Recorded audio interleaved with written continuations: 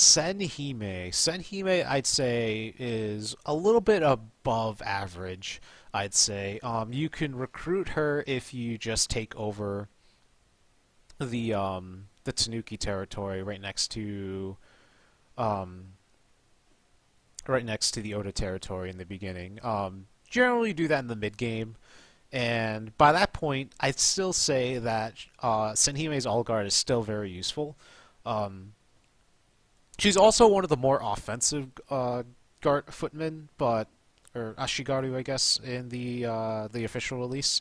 However, um, her usefulness is a little bit hindered by the fact that you need to deploy her in battle every few turns, or she just leaves the army, which is a little annoying if you kind of forget about it. Otherwise, if you character clear her, then you don't have to worry about that anymore. Character clearing her is a bit of an ordeal, but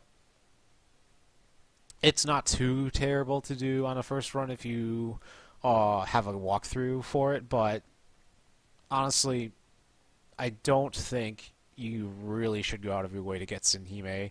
Other than the fact that she's an Ashigaru, there really isn't much reason to get her. You will not get the big fat raccoon man on your first playthrough. He requires a specific event that only appears in second game, New Game Plus. Regarding all of the Tanuki soldier commanders, Guardsman's useful. You'll find that he kind of falls off a bit later, though. Even though he does have self heal, his stats are a little low. Um, I'd say all the others are kind of in the same boat. They're all very average. They have decent stats, combat and out of combat. Um, and I think one of the ninjas does have assassinate. It's either assassinate one or assassinate two, but the, their stats aren't amazing. So you probably and you're likely to not ever get them in a run because you do need to capture them. It's not like you can just um, take over the Tanuki territory without um, or you so the RNG for these capturing these commanders is pretty terrible. So I wouldn't rely on it too much. So Genry you will not get on the first playthrough. Simply not possible. Also, his recruitment requirement is really weird. It took me at least 4 or 5 runs before I finally decided to go for it and recruit him. It makes absolutely no sense to me. Same with Sagan. Similar recruitment, but due to the events of a first playthrough, you cannot recruit him at all. God, I can't remember her name. Glasses girl. She has a commander cost of 0, which means that you can basically always use her to search, as like a free search bot. If you recruit her, as long as you don't increase her troop count, she will basically fill up a slot in your army for free. You can use her however you want. Decent unit, I'd say. Don't don't don't use don't use Kazemaru. He's not very good. You get him very late as a samurai, and you likely will not bother um, getting his affection high enough to give him Hibachi to power him up. And even then, he's a very middling commander. Um, Sadly, um, don't use him. Inukai. So I didn't get him on my first playthrough. I don't think you really want to try to get the ninja territory on the first playthrough. Um, Generally speaking, they're not aggressive, and you will likely have your hands full getting in the chain of events to the east and maybe a bit to the west as well, but mostly to the east. And you will likely not have any time to spare against the ninja clan, Iga. All right, so I guess that brings us to the. Oop, there we go. The Mori clan. So, the Mori clan is pretty far west on Japan, and you likely will not have them um, conquered by the time the demon army shows up. Generally speaking, they're also a pain in the ass to try to get on the first playthrough. Chinu is 100% not obtainable on the first playthrough. Sorry, Chinu. You're gonna explode. Spoiler alert, by the way. And regarding the others, I'd say Teru is alright, but you're not gonna go out of your way to capture her. Same with Kibaku. Um, really, you're not gonna grab her.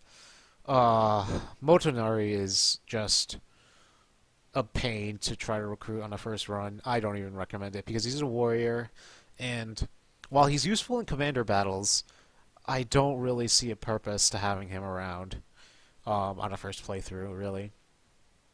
And next is um, the Cursed Land. So all of these commanders have stupidly inflated troop numbers that you will likely not ever be able to fully utilize once you recruit them.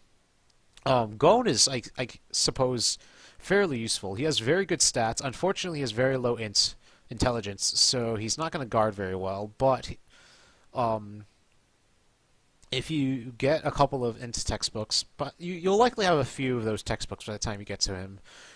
So I guess he's a very good candidate for pumping up intelligence. And he's also an Ashigaru, and Ashigaru are almost always in demand in this game, especially in the first playthrough when you're not consistently trying to go for the good commanders.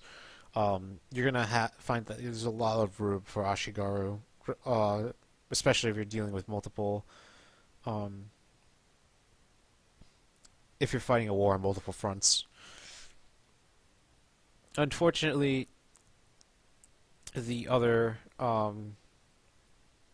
commanders are not very useful.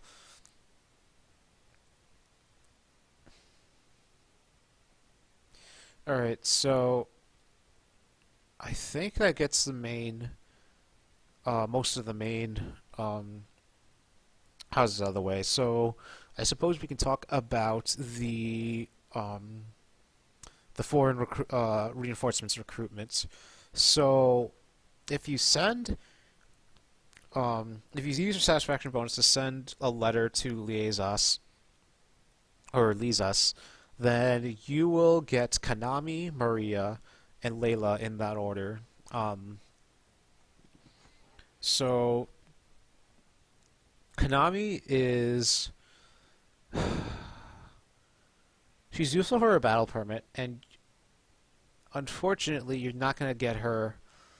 You should really hold off on trying to recruit from Leazas until later because Konami's troop count does scale based on your own, and you'll want her to be used for battle permits, and she does have a very high troop count. Otherwise, she's not that useful. She's starts off at a fairly low level, so she's not even that useful for dungeons either.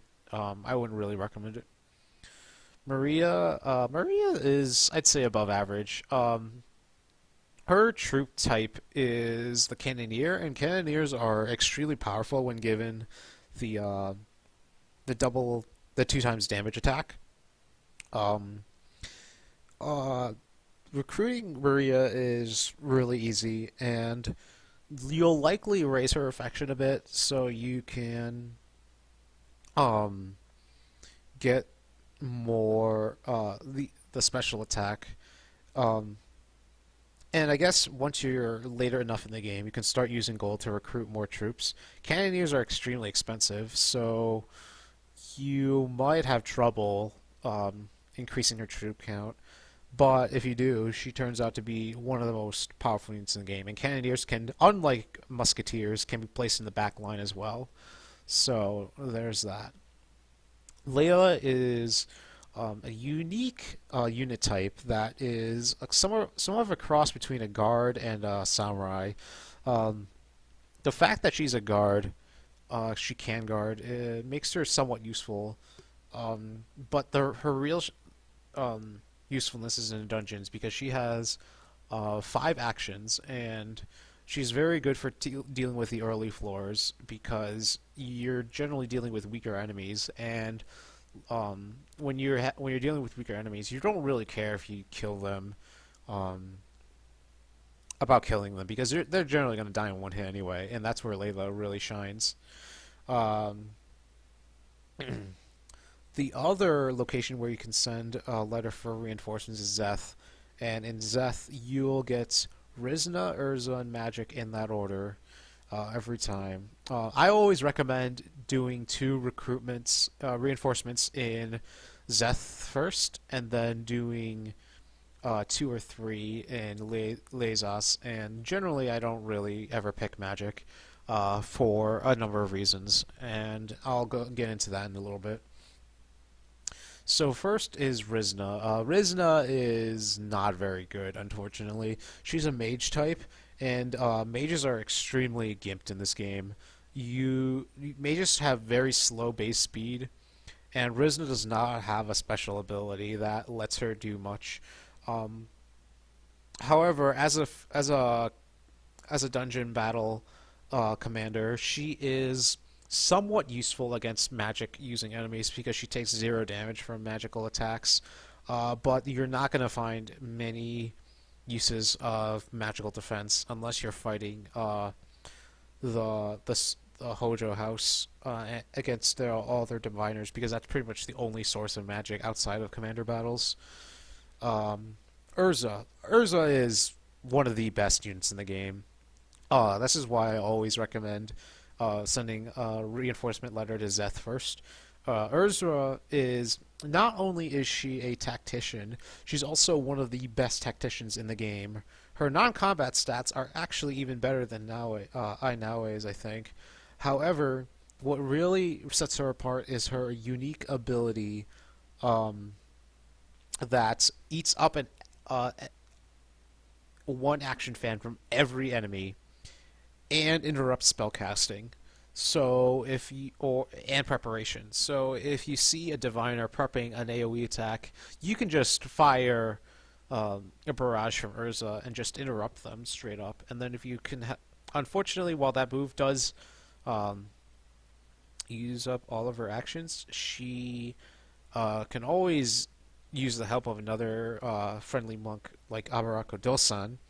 Um, but because of that ability to take out enemy actions during the battle, combining her with Kenshin makes it so that basically enemies never have a chance to attack, and tacticians move fairly quickly, and generally even buff their own speed as well. So, um, yeah, definitely consider grabbing Urza in every single one of your runs. You can't go wrong with her.